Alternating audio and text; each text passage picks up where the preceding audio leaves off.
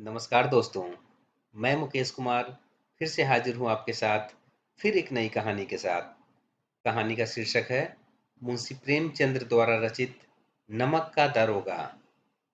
नमक का दारोगा प्रेमचंद्र जी की एक ऐसी रचना है जो हमें यह सिखाती है कि हमें सत्य और ईमानदारी के मार्ग से कभी भी विचलित नहीं होना चाहिए, क्योंकि सत्य परेशान तो हो सकता है लेकिन सत्य कभी भी पराजित नहीं हो सकता। तो आइए दोस्तों, चलते हैं कहानी की ओर। जब नमक का नया विभाग बना और ईश्वर प्रदत्त वस्तु के व्यवहार करने का निषेध हो गया, तो लोग चोरी छिपे इसका व्यापार करने लगे। अनेक प्रकार के छल प्रपंचों का सूत्रपात हुआ। कोई घूस से काम निकालता था, कोई चालाकी से। अधिकारियों के पौ बारह थे। पटवारीगिरी का सर्व सम्मानित पद छोड़कर लोग इस विभाग की बकरंदाजी करते थे। इसके दारोगा पद के लिए तो वकीलों का भी जी ललचाता था। यह वह समय था जब अंग्रेजी शिक्षा और ईसाई मत दोनों को लोग एक ही वस्तु समझते थे। फारसी का प्राबल्य था। प्रेम की कथाएं और श्रृंगार रस के काव्य पढ़कर फारसीदा लोग सर्वोच्च पदों पर नियुक्त हो जाया करते थे।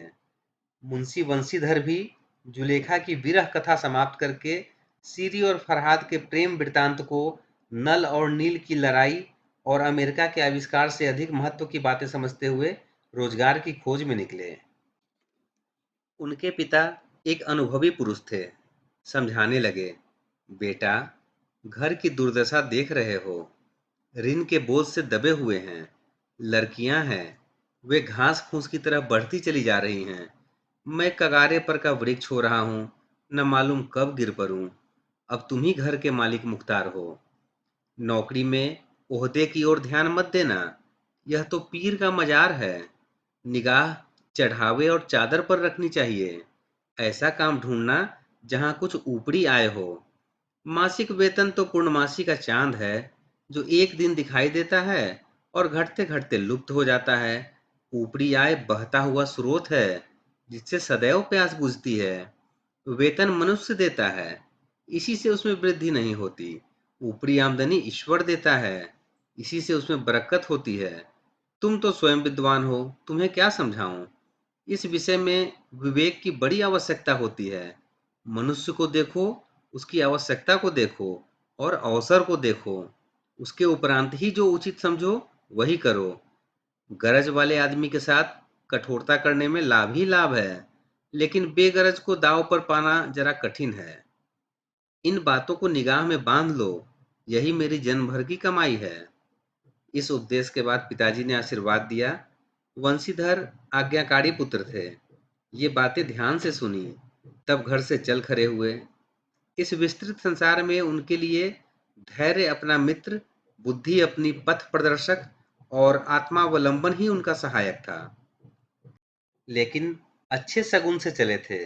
जाते ही जाते नमक विभाग के दारोगा पद पर प्रतिष्ठित हो गए। वेतन अच्छा और ऊपरी आय का तो ठिकाना ही न था। वृद्ध मुंशी जी को सुख संवाद मिला तो वो फूले न समाये। महाजन कुछ नरम पड़े। कलवार की आशा लता लहलहाई। पड़ोसियों के हृदय में तो सूल उठने लगे। जाड़े के दिन थे। रात का समय था। नमक के सिपाही चौकीदार नशे में व्यस्त थे। मुंशी वंशीधर को यहाँ आए अभी 6 महीनों से अधिक का समय नहीं हुआ था, लेकिन इस थोड़े ही समय में उन्होंने अपनी कार्यकुशलता और उत्तम आचार से अफसरों को मोहित कर लिया था। अफसर लोग उन पर बहुत विश्वास करने लगे। नमक के दफ्तर से 1 मील पूर्व की ओर यमुना बहती थी। उसी पर नावों का एक पुल बना हुआ था। दरोगा जी किवाड़ बंद किए मीठी नींद सो रहे थे। अचानक आंख खुली तो नदी के प्रवाह की जगह गाड़ियों की गड़गड़ाहट तथा मल्लाहों का कोलाहल सुनाई दिया। उठ बैठे। इतनी रात गए गाड़ियां क्यों नदी पार जाती है? अवश्य कुछ न कुछ गोलमाल है। तर्क ने भ्रम को पुष्ट किया। वर्दी पहनी, तमंचा जेब में रखा और बात ही बात में घोड़ा बढ़ाए हुए पुल पर आ पहुंचे। गाड़ियों की एक लंबी कतार पुल के पार जाती देखी तो डांट कर पूछा, किसकी गाड़ियां हैं? थोड़ी देर तक सन्नाटा रहा। आदमियों में कुछ कानाफूसी हुई। तब आगे वाले ने कहा, पंडित अलोपीदीन की। कौन पंडित अलोपीदीन? दातागंज के मुंशी बंशीधर चौके। पंडित आलोपीदीन इस इलाके के सबसे प्रतिष्ठित जमींदार थे। लाखों रुपए का लेन देन करते थे। इधर छोटे से बड़े कौन ऐसे थे जो कि उनके ऋणी न हो। व्यापार भी लंबा चौड़ा था। बड़े चलते पुर्जे आदमी थे। अंग्रेज अफसर उनके इलाके में शिकार खेलने आते और उनके मेहमान होते। बारहों मास सदाव्रत चलता था। मुंशी जी ने पूछा, गाड़ियां कहाँ जाएगी? उत्तर मिला, कानपुर। लेकिन इस प्रश्न पर, इसमें क्या है, सन्नाटा छा गया। दरोगा साहब का संदेह और भी बढ़ा। कुछ देर तक उत्तर की बाट जोहकर वह जोर से बोले, क्या तुम सब गूंगे हो गए हो? हम पूछते हैं इनमें क्या लदा है? जब इस बार भी कोई उत्तर न मिला तो उन्होंने घोड़े को एक गाड़ी से मिलाकर बोरे को टटोला। भ्रम दूर हो गया। यह नमक के ढेले थे। पंडित आलोपी दीन अपने सजीले रथ पे सवार कुछ सोते कुछ जागते चले आते थे। अचानक कई गाड़ीवानों ने घबराए हुए आकर जगाया और बोले, महाराज, दरोगा ने गाड़ियां रोक दी है और घाट पर खड़े आपको बुलाते हैं। पंडित आलोपी दीन का लक्ष्मी जी पर अखंड विश्वास था। वह कहा करते थे कि संसार का तो कहना ही क्या, स्वर्ग में भी लक्ष्मी जी का राज्य है। उनका यह कहना यथार्थ ही था। न्याय और नीति सब लक्ष्मी के ही खिलौने हैं। इन्हें वह जैसे चाहती है नचाती है। लेटे ही लेटे गर्व से बोले, चलो हम आते हैं। यह कहकर पंडित जी ने बड़ी निश्चिंतता से पान के बीरे लगाकर खाए। फिर लिहाफ ओढ़े हुए दरोगा के पास आकर बोले, बाबूजी आशीर्वाद। कहिए, हमसे ऐसा कौन सा अपराध हुआ कि गाड़ियां रोक दी गई? हम ब्राह्मणों पर तो आपकी कृपा दृष्टि रहनी चाहिए। वंशीधर रुखाई से बोले, सरकारी हुक्म। पंडित आलोपी दीन ने हंसकर कहा, हम सरकारी हुक्म को नहीं जानते और न सरकार को। हमारे सरकार तो आप ही हैं। हमारा और आपका तो घर का मामला है। हम कभी आपसे बाहर हो सकते हैं? आपने व्यर्थ का ही कष्ट उठाया। यह हो ही नहीं सकता कि इधर से जाएं और इस घाट के देवता को भेंट न चढ़ावें। मैं तो स्वयं ही आपकी सेवा में आ रहा था। वंशीधर पर ऐश्वर्य की मोहिनी वंशी का कोई प्रभाव न पड़ा। ईमानदारी की नई उमंग थी। करक कर बोले, हम उन नमक हरामों में नहीं हैं जो कौड़ियों पर अपना ईमान बेचते फिरते हैं। आप इस समय हिरासत में हैं। आपको कायदे के अनुसार चालान होगा। बस मुझे अधिक बातों की फुर्सत नहीं है। जमादार बदलू सिंह, तुम इन्हें हिरासत में ले लो। मैं हुक्म देता हूँ। पंडित आलोपी दीन स्तंभित हो गए। गाड़ीवानों में हलचल मच गई। पंडित जी के जीवन में कदाचित यह पहला ही अवसर था कि पंडित जी को ऐसी कठोर बातें सुननी पड़ी। बदलू सिंह आगे बढ़ा, किंतु रोब के मारे यह साहस न हुआ कि उनका हाथ पकड़ सके। पंडित जी ने धर्म को धन का ऐसा निरादर करते कभी न देखा था। विचार किया कि अभी उदंड लड़का है। मोह माया के जाल में अभी नहीं पड़ा है। अल्हड़ है, झिझकता है। बहुत दीन भाव से बोले, बाबू साहब, ऐसा न कीजिए। हम मिट जाएंगे। इज्जत धूल में मिल जाएगी। हमारा अपमान करके आपके हाथ क्या आएगा? हम किसी तरह आपसे बाहर थोड़े ही हैं। पर बंशीधर ने कठोर स्वर में कहा, हम ऐसी बातें नहीं सुनना चाहते। आलोपी दीन ने जिस चट्टान को सहारे का चट्टान समझ रखा था, वह पैरों के नीचे से खिसकता हुआ मालूम हुआ। स्वाभिमान और धन ऐश्वर्य की कड़ी चोट लगी। किंतु अभी तक धन की सांख्यिक शक्ति पर पूरा भरोसा था। अपने मुख्तार से बोले, लाला जी, 1,000 के नोट बाबू साहब को भेंट करो। आप इस समय भूखे सिंह हो रहे हैं। बंशीधर ने गर्म होकर कहा, 1,000 नहीं, 1,00,000 भी मुझे सच्चे मार्ग से नहीं हटा सकता। धर्म की इस बुद्धिहीनता, दृढ़ता और देव दुर्लभ त्याग पर मन बहुत झुंझलाया। अब दोनों शक्तियों में संग्राम होने लगा। धन ने उछल उछल कर आक्रमण करने शुरू किए। 1 से 5, 5 से 10, 10 से 15 और 15 से 20,000 तक नौबत पहुंची। किंतु धर्म अलौकिक वीरता के साथ बहुसंख्यक सेना के सम्मुख अकेला पर्वत की भांति अटल अविचलित खड़ा रहा। आलोपी दीन निराश होकर बोले, अब इससे अधिक मेरा साहस नहीं। आगे आपको अधिकार है। बंशीधर ने अपने जमादार को ललकारा। बदलू सिंह मन में दरोगा जी को गालियां देता हुआ पंडित आलोपी दीन की तरफ बढ़ा। पंडित जी घबराकर 2-3 कदम पीछे हट गए। अत्यंत दीनता से बोले, बाबू साहब, ईश्वर के लिए मुझ पर दया कीजिए। मैं 25,000 पर निपटारा करने को तैयार हूँ। असंभव बात है। 30,000 पर? किसी तरह संभव नहीं। क्या 40,000 पर भी नहीं? 40,000 नहीं, 40 लाख पर भी असंभव है। बदलो सिंह, इस आदमी को हिरासत में ले लो। अब मैं एक शब्द भी नहीं सुनना चाहता। धर्म ने धन को पैलों तले कुचल डाला।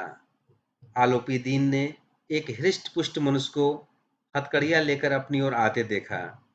चारों ओर निराश और कातर दृष्टि से देखने लगे। इसके बाद मूर्छित होकर गिर पड़े। दुनिया सोती थी, पर दुनिया की जीभ जागती थी।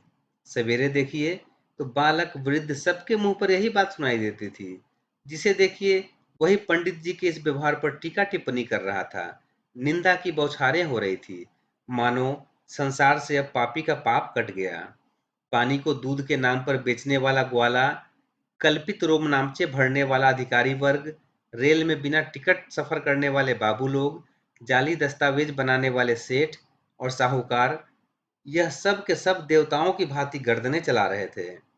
जब दूसरे दिन पंडित अलोपीदीन अभियुक्त होकर कांस्टेबलों के साथ, हाथों में हथकड़ियां, हृदय में ग्लानि और क्षोभ भरे लज्जा से गर्दन झुकाए अदालत की तरफ चले, तो सारे शहर में हलचल मच गई। मेलों में कदाचित आंखें इतनी व्यग्र न होती होंगी। भीड़ के मारे छत और दीवार में कोई भेद न रहा। किंतु अदालत में पहुंचने की देर थी। पंडित अलोपीदीन इस अगाध वन के सिंह थे। अधिकारी वर्ग उनके भक्त, अमले उनके सेवक, वकील मुख्तार उनके आज्ञापालक और अर्दली, चपरासी और चौकीदार तो उनके बिना मोल के गुलाम थे। उन्हें देखते ही लोग चारों तरफ से दौड़े। सभी लोग विस्मित हो रहे थे। इसलिए नहीं कि अलोपीदीन ने ऐसा कर्म किया, बल्कि इसलिए कि वह कानून के पंजे में आए कैसे। ऐसा मनुष्य जिसके पास असाध्य साधन करने वाला धन और अनन्य वाचालता हो, वह क्यों कानून के पंजे में आए। प्रत्येक मनुष्य उनसे सहानुभूति प्रकट करता था। बड़ी तत्परता से इस आक्रमण को रोकने के निमित्त वकीलों की एक सेना तैयार की गई। न्याय के मैदान में धर्म और धन में युद्ध ठन गया। वंशीधर चुपचाप खड़े थे। उनके पास सत्य के सिवा न कोई बल था, न स्पष्ट भाषण के अतिरिक्त कोई शस्त्र। गवाह थे, किंतु लोभ से डांवाडोल। यहाँ तक कि मुंशी जी को न्याय भी अपनी ओर कुछ खिंचा हुआ दिख पड़ता था। वह न्याय का दरबार था, परंतु उसके कर्मचारियों पर पक्षपात का नशा छाया हुआ था। किंतु पक्षपात और न्याय का क्या मेल। जहाँ पक्षपात हो, वहाँ न्याय की कल्पना नहीं की जा सकती। मुकदमा शीघ्र ही समाप्त हो गया। डिप्टी मजिस्ट्रेट ने अपनी तजवीज में लिखा, पंडित अलोपीदीन के विरुद्ध दिए गए प्रमाण निर्मूल और भ्रमात्मक हैं। वह एक बड़े भारी आदमी हैं। यह बात कल्पना के बाहर है कि उन्होंने थोड़े लाभ के लिए ऐसा दुस्साहस किया हो। यद्यपि नमक के दारोगा मुंशी वंशीधर का अधिक दोष नहीं है, लेकिन यह बड़े खेद की बात है कि उसकी उदंडता और विचारहीनता के कारण एक भले मानुष को कष्ट झेलना पड़ा। हम प्रसन्न हैं कि वह अपने काम में सजग और सचेत रहता है, किंतु नमक के मुकदमे की बढ़ी हुई नमक से हलाली ने उसके विवेक और बुद्धि को भ्रष्ट कर दिया है। भविष्य में उसे होशियार रहना चाहिए। वकीलों ने यह नमक के दरोगा सुना और उछल पड़े। पंडित आलोपीदीन मुस्कुराते हुए बाहर निकले। स्वजन बांधवों ने रुपयों की लूट की। उदारता का सागर उमड़ पड़ा। उनकी लहरों ने अदालत की नींव तक हिला दी।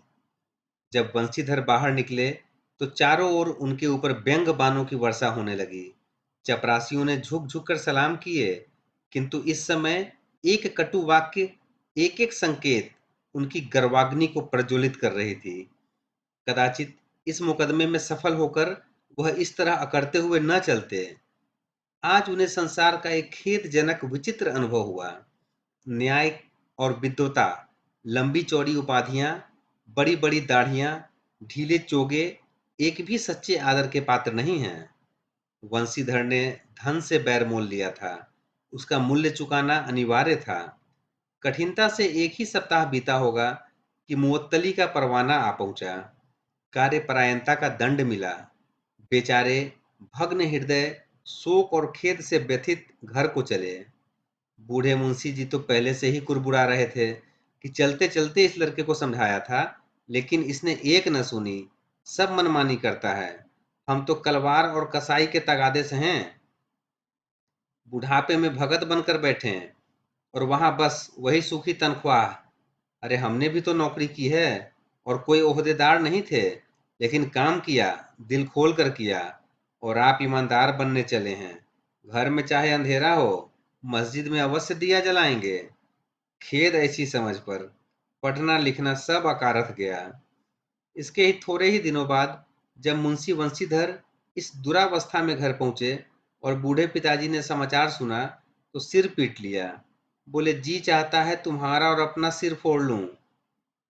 बहुत देर तक पछता पछता कर हाथ मलते रहे। क्रोध में कुछ कठोर बातें भी कही, और यदि वंशीधर वहां से टल न जाता तो अवश्य ही यह क्रोध विकट रूप धारण करता। वृद्ध माता को भी दुख हुआ। जगन्नाथ और रामेश्वरम यात्रा की कामनाएं मिट्टी में मिल गई। पत्नी ने तो कई दिनों तक सीधे मुंह बात भी नहीं की। इसी प्रकार एक सप्ताह बीत गया। संध्या का समय था। बूढ़े मुंशी जी बैठे बैठे राम नाम की माला जप रहे थे। इसी समय उनके द्वार पर सजा हुआ रथ आकर रुका। हरे और गुलाबी पर्दे, पछहिए बैलों की जोड़ी, उनके गर्दन में नीले धागे, सिंह पीतल से जड़े हुए, कई नौकर लाठियां कंधों पर रखे हुए थे। मुंशी जी अगवानी को दौड़े तो देखा कि पंडित आलोपी दीन हैं। झुक कर दंडवत की और लल्लो चप्पों की बातें करने लगे। हमारा भाग्य उदय हुआ जो आपके चरण इस द्वार पर आए। आप हमारे पूज्य देवता हैं। आपको कौन सा मुंह दिखावें, मुंह में तो कालिख लगी हुई है, किंतु क्या करें, लड़का अभागा कपूत है, नहीं तो आपसे क्या मुंह छिपाना पड़ता। ईश्वर निसंतान चाहे रखे, पर ऐसी संतान न दे। आलोपी दीन ने कहा, नहीं भाई साहब, ऐसा ना कहिए। मुंशी जी ने चकित होकर कहा, ऐसी संतान को और क्या कहूं। आलोपी दीन ने वात्सल्यपूर्ण स्वर में कहा, कुल तिलक और पुरखों की कीर्ति उज्जवल करने वाले संसार में ऐसे कितने धर्मपरायण मनुष्य हैं जो धर्म पर अपना सब कुछ अर्पण कर सकें। पंडित आलोपी दीन ने वंशीधर से कहा, दरोगा जी, इसे खुशामद न समझिए। खुशामद करने के लिए मुझे इतना कष्ट उठाने की जरूरत न थी। उस रात को आपने अपने अधिकार बल से अपनी हिरासत में लिया था, किंतु आज मैं स्वेच्छा से आपकी हिरासत में आया हूँ। मैंने हजारों रईस और अमीर देखे, हजारों उच्च पदाधिकारियों से काम पड़ा, किंतु परास्त किया तो आपने। मैंने सबको अपना और अपने धन का गुलाम बनाकर छोड़ दिया। मुझे आज्ञा दीजिए कि आपसे कुछ विनय करूं। वंशीधर ने आलोपी दीन को आते देखा तो उठकर सत्कार किया, किंतु स्वाभिमान सहित। समझ गए कि यह महाशय मुझे लज्जित करने और जलाने आए हैं। क्षमा प्रार्थना की चेष्टा नहीं की, वरन उन्हें अपने पिता की यह ठकुर सुहाती बात असह्य प्रतीत हुई। पर पंडित जी की बातें सुनी तो मन का मैल मिट गया। पंडित जी की ओर से उड़ती हुई दृष्टि से देखा, सद्भाव झलक रहा था। गर्व ने अब लज्जा के सामने सिर झुका दिया। शर्माते हुए बोले, यह आपकी उदारता है जो आप ऐसा कहते हैं। मुझसे जो कुछ अविनय हुई है उसे क्षमा कर दीजिए। मैं धर्म की बेरी में जकड़ा हुआ था, नहीं तो वैसे मैं आपका दास हूँ। जो आज्ञा होगी वह मेरे सिर माथे पर। आलोपी दीन ने विनीत भाव से कहा, नदी तट पर आपको मेरी प्रार्थना नहीं स्वीकार किया, किंतु आज स्वीकार करनी पड़ेगी। वंशीधर बोले, मैं किस योग्य हूँ, किंतु कुछ सेवा मुझसे हो सकती है, वो आप बताएं, उसमें त्रुटि न होगी। आलोपी दीन ने एक स्टाम्प लगा हुआ पत्र निकाला और उसे वंशीधर के सामने रखकर बोले, इस पद को स्वीकार कीजिए और अपने हस्ताक्षर कर दीजिए। मैं ब्राह्मण हूँ, जब तक यह सवाल पूरा न कीजिएगा द्वार से न हटूंगा। मुंशी वंशीधर ने कागज को पढ़ा तो कृतज्ञता से आंखों में आंसू आ गए। पंडित आलोपीदीन ने उनको अपनी सारी जायदाद का अस्थाई मैनेजर नियुक्त कर दिया था। 6,000 वार्षिक वेतन के अतिरिक्त रोजाना खर्च अलग, सवारी के लिए घोड़ा, रहने को बंगला, नौकर चाकर मुफ्त। कंपित स्वर में बोले, पंडित जी, मुझ में इतनी सामर्थ्य नहीं है कि मैं आपकी उदारता की प्रशंसा कर सकूं। किंतु मैं ऐसे उच्च पद के योग नहीं हूँ। अलोपीदीन हंसकर बोले, मुझे इस समय एक अयोग्य मनुष्य की ही जरूरत है। वंशीधर ने गंभीर भाव से कहा, यूं मैं आपका दास हूँ। आप जैसे कीर्तिवान सज्जन पुरुष की सेवा करना मेरे लिए सौभाग्य की बात है, किंतु मुझ में न विद्या है न बुद्धि है, न वह स्वभाव जो इन त्रुटियों की पूर्ति करता हो। ऐसे महान कार्य के लिए एक बड़े मर्मज्ञ अनुभवी मनुष्य की जरूरत है। अलोपीदीन ने कलमदान से कलम निकाली और उसे वंशीधर के हाथ में देकर बोले, न मुझे विद्वता की चाह है, न अनुभव की, न मर्मज्ञता की, न कार्य कुशलता की। इन गुणों के महत्व को मैं खूब पा चुका हूँ। अब सौभाग्य से सुअवसर ने मुझे वह मोती दिया जिसके सामने योग्यता और विद्वता की चमक फीकी पड़ जाती है। यह कलम लीजिए, अधिक सोच विचार न कीजिए, दस्तखत कर दीजिए। परमात्मा से यही प्रार्थना है कि वह आपको सदैव वही नदी के किनारे वाला बेमुरौवत, उदंड, कठोर परंतु धर्मनिष्ठ दरोगा बनाए रखे। वंशीधर की आंखें डबडबा गई। हृदय के संकुचित पात्र में इतना एहसान न समा सका। एक बार फिर पंडित जी की ओर भक्ति और श्रद्धा की दृष्टि से देखा और कांपते हुए हाथ से मैनेजरी के कागज पर हस्ताक्षर कर दिए। अलोपीदीन ने प्रफुल्लित होकर उन्हें गले लगा लिया। तो दोस्तों, यह थी सत्य और ईमानदारी की जीत की कहानी, मुंशी प्रेमचंद की रचित नमक का दरोगा। तो दोस्तों, उम्मीद करते हैं कि आपको यह कहानी अच्छी लगी होगी। इसी तरह के और भी कहानियों को देखने सुनने के लिए आप हमारे इस चैनल को सब्सक्राइब जरूर करें। मिलते हैं दोस्तों फिर किसी अगले कहानी में। तब तक के लिए जय हिंद, जय भारत। व्यस्त रहें, स्वस्थ रहें, मस्त रहें।